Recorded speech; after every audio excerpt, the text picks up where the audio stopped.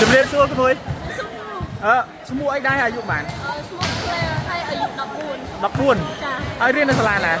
AUPP AUPP ថ្នាក់ទីប៉ុន្មានឯងក្មួយចូលពីថ្នាក់ទី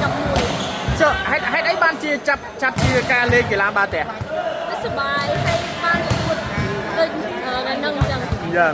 ប៉ុន្តែក្នុងចិត្តគិតថាបន្តលេងជាអាជីពឬក៏គាត់តែយើងលេងសប្បាយអត់ទាន់ដឹងទេពូមិនដឹងហើយណាលេងសិនទេចុះបាន Max support ទេអត់សូវ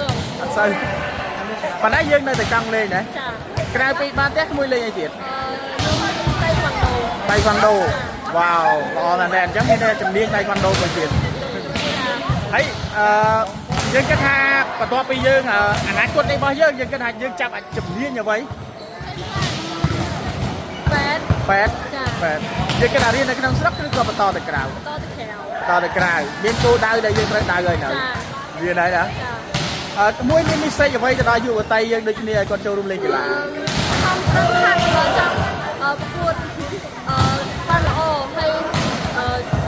just ខិតខំបាទអរគុណ